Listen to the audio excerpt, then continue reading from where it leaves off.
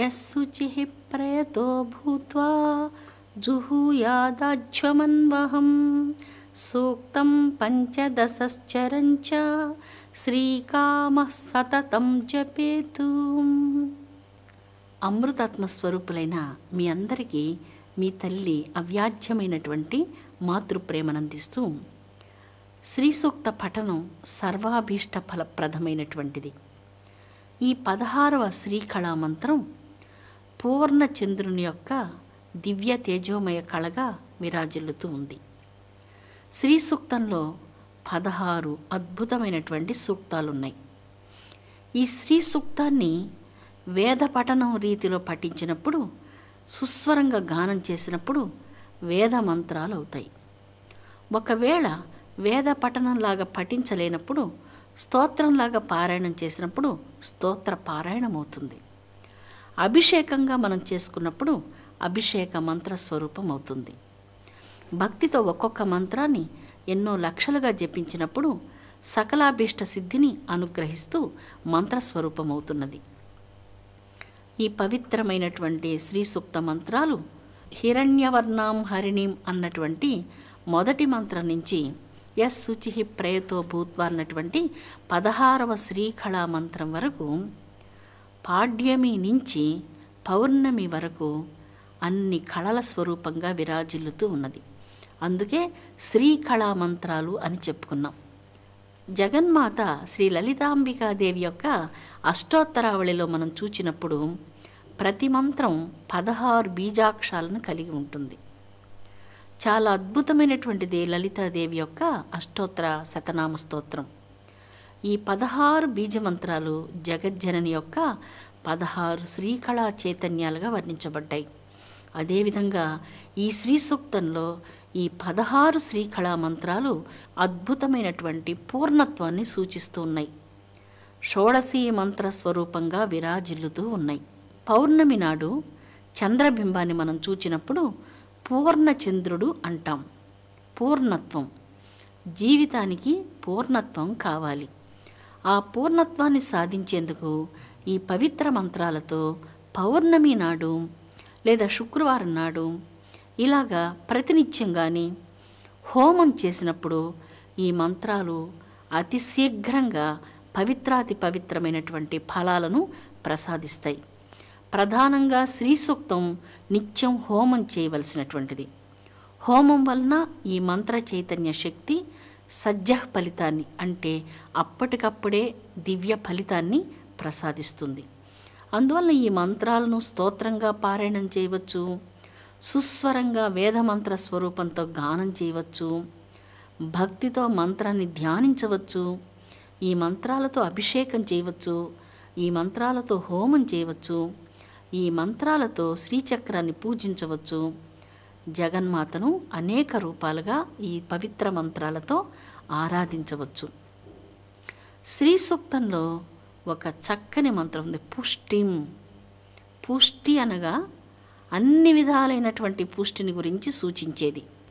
ధన పుష్టి, ఆరోగ్య పుష్టి, శాంతి పుష్టి, గృహ పుష్టి, వాక్కుల యందు పుష్టి, జీవన విధానం నందు పుష్టి, గ్రామంలో పుష్టి, నగరంలో పుష్టి, దేశమునందు పుష్టి. అంటే సర్వము సంతృప్తిగా, ఆరోగ్యంగా, తేజస్సుగా, ఆనందంగా ఉండడాన్నే ఒక్క పదంలో సంస్కృతంలో పుష్టివంతము అంటున్నారు, పుష్టిం అని.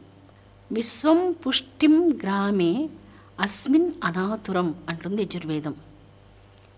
విశ్వంలో పుష్టి రావాలి అంటూ వేదమాత మంగళాశాసనం పలుకుతూ ఉంది.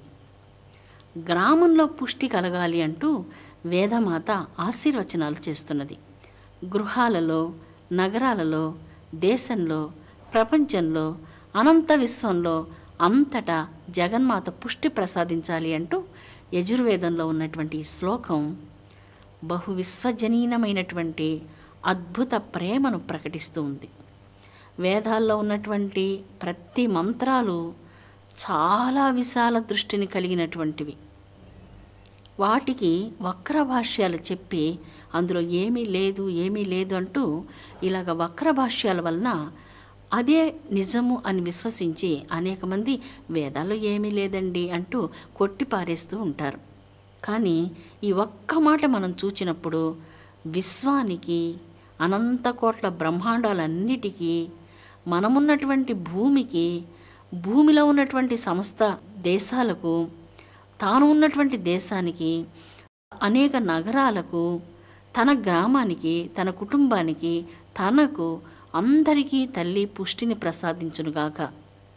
కేవలం ఈ పుష్టి మానవులకే కాకుండా సకల జీవజంతువులన్నిటికీ, పశుపక్షాదులకు, వృక్షజాతులకు అన్నిటికీ పుష్టిని ప్రసాదించాలంటూ ఈ పవిత్ర మంత్రంలో అన్ని అర్థాలు ఇమిడి ఉన్నాయి. ఎంత అద్భుతంగా ఉందో చూడండి. వేదమాత భక్తులకు అనుగ్రహించేటువంటి ఈ పవిత్ర మంగళాశాసనం వర్ణనాతీతమైనటువంటి విశ్వజనీన దృష్టిని మనకు కలిగిస్తుంది. మన దృష్టి అల్పంగా ఉండకూడదు. ఓర్వలేనితనంతో చాలామంది తమకు తామే కష్టపడుతూ ఉంటారు. ఎప్పుడైతే మన దృష్టి వికసిస్తుందో అందరి మేలు కోరుతాం. జగన్మాత, వేదమాత అయినటువంటి గాయత్రీదేవి, వేదజనని అయినటువంటి ఆ కన్నతల్లి సకల చరాచర జీవకోట్లు అందరూ పుష్టిగా ఉండాలి అంటూ దీవిస్తూ ఉన్నది. పుష్టిం అన్నటువంటి పదం మనకు సంపుటిత శ్రీ సూక్తంలో వస్తుంది. శ్రీ సూక్త మంత్రాలలో ఈ పుష్టిం అనేటువంటి పదం ప్రత్యేకంగా ఒక అద్భుతమైనటువంటి మహారత్నంలాగా విరాజిల్లుతూ ఉన్నది. ఈ పవిత్రమైనటువంటి 16 సూక్తాలను మిక్కిలి ప్రయత్నంతో జపం చేయండి అంటుంది. మిక్కిలి ప్రయత్నంతో. ఎందుకంటే ఒక్కొక్కసారి కర్మ దైవ ధ్యానాలను, దైవిక మార్గం వంకకు వెళ్లేందుకు అనుమతించదు. ఈరోజు కాదు, రేపు చేద్దాం అనిపిస్తుంది. రేపు చేయాలనుకున్నప్పుడు ఏదో ఒక పని అడ్డు వస్తుంది. ఆ తర్వాత చేద్దాం అనుకుంటూ ఇలాగే పని ఉంది కదా, నేనేం చేయగలను, నాకు ఎక్కడ తీరికుంది, ఇలా అనుకుంటూ ఈ కర్మ అనేటువంటిది మనల్ని సత్కర్మలను చేయనివ్వకుండా నిరంతరం అడ్డుపడుతూ ఉంటుంది. ఈ పుష్టిం అనేటువంటి పదంలో మానవుడు పవిత్రమైనటువంటి అంతరంగంతో పుష్టిగా ఉండాలి అన్నటువంటి అర్థాన్ని సూచిస్తుంది. అంతరంగంలో ఈర్ష్యాద్వేషాదులు, ఓర్వలేనితనాలు ఉన్నప్పుడు ఆ అంతరంగం పుష్టి కలిగినటువంటి అంతరంగం కాదు కదా. అందుకే మొదట అంతరంగ ప్రపంచం పుష్టిగా ఉండాలి అంటూ ఆశీర్వచనాలు చేస్తుంది వేదమాత. అంతరంగ ప్రపంచం పుష్టిగా ఉన్నప్పుడు అలాంటి అంతరంగం కలిగినటువంటి మానవులే సమాజం అంతటా ప్రకాశించాలి, సమాజం పుష్టిగా ఉండాలి అని కోరుకుంటుంది. ఈ పుష్టివంతమైనటువంటి శక్తి కేవలం మానవులకే కాకుండా సకల ప్రాణికోట్లకు కలగాలి అంటూ కోరుకుంటూ ఉంది. ఇది ఎప్పుడు సాధ్యమవుతుంది? మానవుడు తాను పవిత్రమైనటువంటి అంతరంగాన్ని కలిగినప్పుడు సమాజ అభివృద్ధి కోసం పవిత్ర కార్యక్రమాలను నిష్కామమైనటువంటి బుద్ధితో ఆచరిస్తూ ఉంటాడు. అందుకని లక్షలాది కోట్లాది సంవత్సరాల క్రితం వేదజనని మానవ జాతికి ఎలాంటి అంతరంగంతో మనం ఉండాలి, సమాజంలో మన వంతు పాత్ర ఏమిటి అంటూ సూచించింది.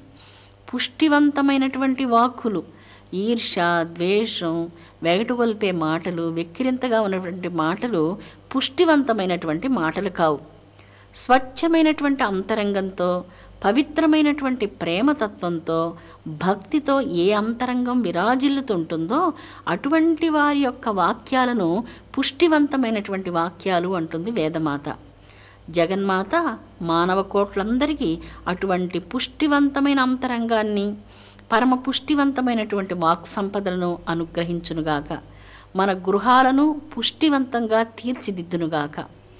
జీవితంలో సర్వాభీష్టాలను నెరవేర్చి సకల మానవ కోట్లందరికీ ఈ పుష్టివంతమైనటువంటి దివ్య జీవితాన్ని ప్రసాదించాలి అంటూ యజుర్వేదంలో ఉన్నటువంటి ఈ మంత్రం విశ్వం పుష్టం గ్రామే అస్మిన్ అనాతురం. గ్రామంలో, విశ్వంలో, దేశాలలో, ప్రపంచంలో అందరికీ ఇటువంటి పవిత్రమైనటువంటి పుష్టివంతమైనటువంటి మంచి జీవితాన్ని దైవం అనుగ్రహించునుగాక. అటువంటి దివ్య జీవితాన్ని నాకు అనుగ్రహించునుగాక. ఆ దివ్య జీవితంతో, తల్లి ప్రసాదించినటువంటి పుష్టివంతమైనటువంటి జీవితంతో సమాజంలో ప్రగతి కోసం ప్రతి ఒక్కళ్ళు తమ వంతు బాధ్యతను తాము నిర్వర్తింతురుగాక అంటూ ఈ పవిత్రమైనటువంటి వేదమంత్రం మంగళాశాసనం చేస్తూ ఉంది. అంటే ఈ మంత్రాన్ని బాగా తరచి ఆలోచించినప్పుడు మానవ జాతి మంగళకరమైనటువంటి మనస్సుతో ఉండాలి అంటూ వేదమాత కన్నతల్లిలాగా సౌమనస్యంతో హితవు కోరుతూ ఉంది. మనసే కదా బంధానికి మోక్షానికి కారణమవుతుంది. అందుకే ఆ మనస్సు మంగళకరమైనటువంటి భావాలతో పుష్టివంతంగా ఉండాలి.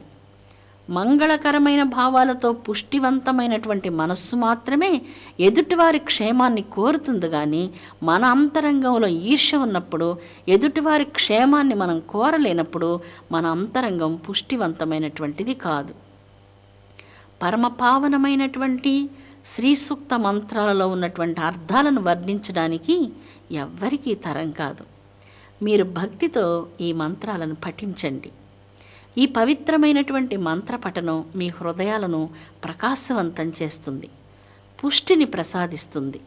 మీరు కోరినట్లుగా విశ్వానికి, సకల చరాచర ప్రాణికోట్లకు అందరికీ అద్భుతమైనటువంటి పుష్టివంతమైన పవిత్రతను జనని అనుగ్రహిస్తుంది. సంపదలకు తల్లి అయినటువంటి శ్రీమన్ మహాలక్ష్మీదేవిని దేవతలందరూ, హరిహరాదులందరూ ఆ జగన్మాతను పూజించారు. ఆ దివ్యజనని యొక్క పవిత్ర పాదాంబుజాలకు ఉన్నటువంటి పవిత్రమైన కరుణను గురించి వర్ణించడానికి భాష చాలనే చాలదు. హరిహర విరించాది సమస్త దేవతల యొక్క మకుట మణికిరణ నీరాజిత పాదపద్మ యుగళాలు కలిగినటువంటి తల్లికి నమస్కారము అంటూ వేదాలు జగన్మాతకు నమస్కరిస్తూ ఉన్నాయి.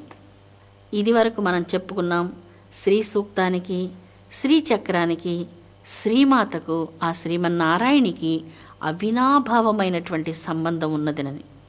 జగజ్జనని యొక్క మంత్రం శ్రీం బీజం. శ్రీం బీజ మంత్రాన్ని ఉచ్చరిస్తూ గృహంలో దీపాలను వెలిగించండి.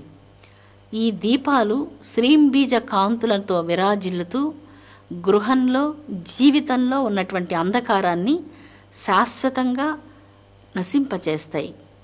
గృహాన్నంతటినీ అపూర్వమైనటువంటి తల్లి అనురాగమనే ప్రకాశంతో నింపివేస్తాయి. శ్రీ సూక్తాన్ని మీరు భక్తితో సుస్వరంగా పఠించినప్పుడు ఆ శ్రీ సూక్తం వేద సూక్తంగా, వేదమంత్రంగా విరాజిల్లుతుంది. భక్తితో ఈ మంత్రాన్ని మీరు ధ్యానించినప్పుడు ఈ పవిత్ర మంత్రం మీ హృదయంలో కోటి సూర్య ప్రకాశమానాన్ని నింపుతుంది. ఈ శ్రీ సూక్తాన్ని ఆధ్యాత్మిక చింతనతో, పరమార్థంతో విచారించినప్పుడు అపూర్వమైనటువంటి తత్వజ్ఞానాన్ని అనుగ్రహిస్తుంది. యోగ మార్గంలో ప్రయాణం చేస్తూ కుండలిని యోగ సాధన చేసినప్పుడు ఈ శ్రీ సూక్తంలో కుండలిని యోగ రహస్యాలు సర్వము ఇందులో మణులలాగా నిక్షిప్తమై ఉన్నాయి. ఈ నిధిని తల్లియే అనాయాసంగా తనను ప్రార్థించేటువంటి భక్తునికి సంతుష్టాంతరంగిణి అయి ప్రసాదిస్తుంది. అందులో ఎటువంటి సందేహం లేనే లేదు. ఈ శ్రీ సూక్త పఠనం మీ చుట్టూ అద్భుతమైనటువంటి కవచాన్ని నిర్మిస్తుంది.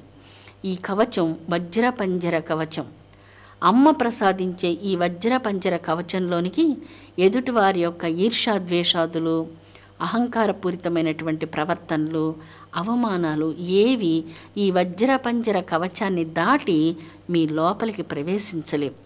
అటువంటి దేదీప్యమానమైనటువంటి తేజోమయ శరీరాన్ని జనని మీ లోపల ప్రకాశింపచేస్తుంది. అటువంటిది కదా శ్రీ సూక్త పఠనం. అందుకే పరమార్థ చింతనతో ఈ సూక్తాన్ని పఠించినప్పుడు జగజ్జనని, ఆనంద స్వరూపిణి, బ్రహ్మానంద సుఖానికి నిధాయిని అయినటువంటి దివ్యజనని అష్ట నిధులను నీకు అనుగ్రహిస్తుంది. అంటే అద్భుతమైనటువంటి ఆత్మజ్ఞానాలు, అష్ట కష్టాలను తొలగించి అద్భుతమైనటువంటి అష్ట సంపదలను ప్రసాదిస్తుంది. అమ్మ ప్రసాదించలేనటువంటి సంపద అంటూ ఏదీ ఉండనే ఉండదు. అమ్మ సర్వ సంపదలను మీకు ప్రసాదించగలదు. ఇక్కడ సంపదలు అంటే నేను ధనం అన్నటువంటి ఉద్దేశ్యంతో మాట్లాడడం లేదు, అది మీకు తెలుసు. జగన్మాత అనుగ్రహించేటువంటి అమూల్య సంపదలు మనోవాచామ గోచరమైనటువంటివి.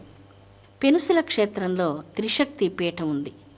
అనగా మహాలక్ష్మి, మహాసరస్వతీ దేవులు ప్రత్యక్షమైనటువంటి దేదీప్యమానమైన రూపాలతో ఈ పీఠంలో చల్లని చూపులతో విరాజిల్లుతూ భక్తుల అభీష్టాలను నెరవేరుస్తూ ఉన్నారు. ఇందులో ప్రధానంగా ఉన్నటువంటి శ్రీ లలితా జగదంబిక యొక్క దివ్యమూర్తిని దర్శించి తీరవలసిందే కానీ మాటలతో వర్ణించడం సాధ్యం కాదు. ఈ త్రిశక్తి పీఠానికి ఎప్పుడైనా మీరు రావడం సంభవిస్తే శ్రీ సూక్త పఠనాన్ని ఈ త్రిశక్తి పీఠంలో కూర్చొని 16 సార్లు మీరు పఠనం చేయండి. ఇటువంటి పావనమైనటువంటి ఋషి భూమిలో, పవిత్రమైనటువంటి పుణ్యక్షేత్ర స్థానంలో ఒక్క క్షణం ఎంతో అమూల్యమైనటువంటిది. ఇటువంటి పవిత్ర ప్రదేశాలకు వస్తున్నప్పుడు ఇక్కడ ఉన్నటువంటి ఋషీశ్వరులు, ఈ క్షేత్ర పాలకుడు, ఈ క్షేత్రాది దైవాలు, ఈ అరణ్యంలో ఉన్నటువంటి కల్పవృక్షాలు, ఈ పవిత్రమైనటువంటి మహాలక్ష్మి మహాసరస్వతులు, ఈ క్షేత్రపాలకుడైనటువంటి పవిత్రమైన ఆంజనేయ స్వామి, వీరందరూ గమనిస్తూ ఉంటారు. ఎందుకు వచ్చారు ఇక్కడికి, ఏ పని మీద వచ్చారు అని గమనిస్తూ ఉంటారు. భక్తితో అటువంటి పవిత్ర స్థానాలకు అరుదించినప్పుడు పవిత్రమైనటువంటి విష్ణు సహస్రనామం పారాయణం కానీ, లక్ష్మీ సహస్రనామం పారాయణం కానీ, మీ గాయత్రి మంత్ర జపం కానీ, పంచదశాక్షరి షోడశాక్షరి మంత్ర జపాలు, ఖడ్గమాల పారాయణాలు లేదా సంపుటిత శ్రీసూక్త పారాయణాలు ఇలాంటివి చేయాలి. కాలాన్ని వ్యర్థంగా ఇతరత్ర మాటలతో వృధా చేసుకోకూడదు. ఇటువంటి పుణ్యక్షేత్రంలో ఒక్కసారి మీరు చేసినటువంటి మంత్రజపం 1,00,000 సార్లతో సమానమవుతుంది. ఇందులో ఎంతమాత్రం అతిశయోక్తి లేనే లేదు. పుణ్యక్షేత్రాలలో ఉన్నటువంటి శక్తి అద్భుతమైనటువంటిది. ఈ పుణ్యక్షేత్రంలో ఉన్నటువంటి ఈ పర్వతాన్ని మనం చూచినప్పుడు ఇది ఒక్కొక్కసారి మహాగణేశుని పర్వతంలాగా గోచరిస్తుంది. ఒక్కొక్కసారి శివుని జటాజూటంలో నుంచి అద్భుతమైనటువంటి గంగ క్రిందకు జాలువారుతున్నట్లు గోచరిస్తుంది. ఈశ్వరుని యొక్క 3వ నేత్రంగా గోచరిస్తుంది. ఈ పర్వతం గరుత్మంతుని ఆకారంలో విశాలంగా ఉంటుంది. గరుత్మంతుడు రెక్కలు జాచుకున్నట్లుగా ఈ పుణ్యక్షేత్రంలో ఉన్నటువంటి పర్వతాలు చాలా ఎత్తైన పర్వతాలు పడమర వైపుగా ఉండి, ఈ విశాలమైన పర్వతాల మీద ఆ లక్ష్మీనారసింహస్వామి లక్ష్మీదేవితో కలిసి సంధ్యావిహారాలు సాగించే పావన క్షేత్రం పెనుసిల లక్ష్మీనారసింహ క్షేత్రం. మీరు అమ్మ ఇంటికి వచ్చినప్పుడు అమ్మ ఇల్లు మీ అందరి ఇల్లు. ఎంత కష్టంతోనైనా సరే మీరు అమ్మ ఇంటికి రావచ్చు. కానీ ఎప్పుడు మీరు ఇక్కడి నుంచి ఏ కష్టంతో మాత్రం తిరిగి వెళ్ళకూడదు. అంటే ఆ కష్టాన్నంతా ఇక్కడ విడిచిపెట్టి మీరు ఇక్కడి నుంచి శాంతిని, సంతోషాన్ని, దైవికమైనటువంటి శక్తిని పొంది తిరిగి ఇంటికి వెళ్ళాలి. అమ్మ ఇల్లు మీ అందరి ఇల్లు. మీ అందరికీ ఇదే శుభమైనటువంటి ఆహ్వానం. ఈ పవిత్ర క్షేత్రానికి వచ్చినప్పుడు 16 సార్లు ఈ త్రిశక్తి పీఠంలో కూర్చొని మీరు సంపుటిత శ్రీ సూక్తాన్ని పారాయణం చేయండి. మీకు మంత్రసిద్ధి అవుతుంది. మీ గృహానికి, మీ కుటుంబానికి, మీ బిడ్డలకు, మీ తరతరాల వారికి సర్వశుభాలు జరుగుతాయి. అష్టకష్టాలు, అష్టదారిద్ర్యాలు తొలగిపోతాయి. జగజ్జనని యొక్క దివ్య కృపచేత సర్వశుభాలు మీకు చేకూరుతాయి. భక్తితో అమ్మానని పిలువగానే తల్లి పలకకుండా ఉండలేదు. అర్థం తెలియకుండా ఈ శ్రీ సూక్తాన్ని మీరు పారాయణం చేసినా సరే అమ్మ అవ్యాజ్యమైనటువంటి ప్రీతితో మిమ్ము ఆదరిస్తుంది. శ్రీం అన్న బీజమంత్రాన్ని మీరు జపించగానే మీ హృదయంలో దీపజ్యోతి అయి తల్లి ప్రకాశిస్తుంది. జగజ్జనని దీపలక్ష్మి, దీపదుర్గ కదా. మీ హృదయమంతా జాజ్వల్యమానమైనటువంటి అమ్మ యొక్క తేజోమయ కాంతులతో ప్రకాశిస్తుంది. అమృతాత్మస్వరూపులారా, జీవులెల్లరికీ తల్లి అందరి హృదయాలలో జాజ్వల్యమానమైనటువంటి తన దివ్య ప్రేమ జ్యోతులను వెలిగించునుగాక. జగత్తులో ఎన్నో కష్టాలు మానవులందరూ అనుభవిస్తూ ఉన్నారు. తల్లి అవ్యాజ్యమైన దయ కలిగినటువంటిది. మానవుల దారిద్ర్య బాధను తొలగించాలని, అనారోగ్యంతో బాధపడుతూ ఈనాడు మానవ జాతి చాలా దుఃఖపడుతూ ఉంది.